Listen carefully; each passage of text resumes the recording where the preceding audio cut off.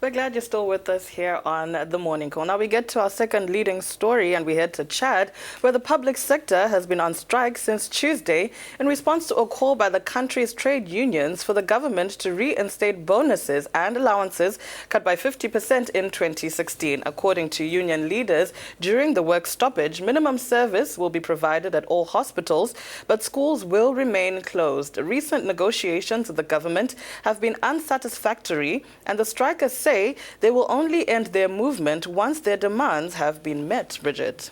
The government, for its part, denounces an illegal movement and deplores the attitude of the trade unions, which decided to stop work while negotiations were still underway. The government proposed a gradual reinstatement of 15% of the bonuses and allowances that had been cut. Workers who say it is too little have decided to keep mounting pressure on the government. And now to discuss further, we are joined by the president of the Association of Chad Trade Unions, Barka Michel, who is in N'Djamena, Chad. Thank you so much for joining us on the program this morning. Now, since yesterday, you have been on strike after the failed negotiations with the government. So can you speak to us a little bit about why you called this strike? Of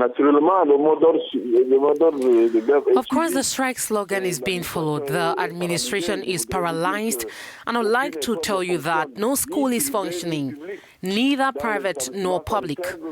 And in the health establishment, we have a minimum service that is being put in place, and in other administrative structures, it is currently the same.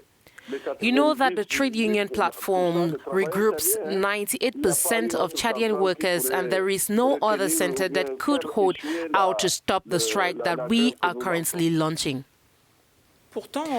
Yet your strike has been labeled illegal by the government.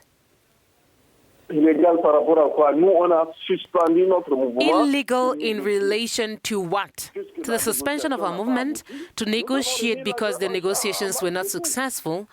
We have restarted the strike, and that's all. There is nothing illegal about it. These are arguments that waste our time. We are asking the government to take its responsibilities to pay us and stop cutting our wages, and that's it. There's no problem. Just talk about illegality. I don't know how they are going to prove it. Illegality in relation to what exactly? So why exactly were you not satisfied with the government's proposals during the negotiations? What didn't work is the percentage that they gave us. You know that since 2016, we accepted that the government cuts our salaries, even though almost voluntarily. It is the object of the strikes because, as you can see, salaries are insignificant for the workers. Their purchasing power has completely fallen to almost zero with the current cost of living on our markets. The workers can't take it anymore, and the government, which signed an agreement with us on October 26, 2018, was committed to resolving this situation in 45 days. In other words, to pay us back the cut portion of our salary. But unfortunately, up until this day, it has not respected that commitment since 2018, when it signed that agreement. We had hoped that with the President of the Republic's speech to the nation at the end of the year, at least substantially, we would receive our full salary. But unfortunately, the proposals that have not been made represent absolutely nothing.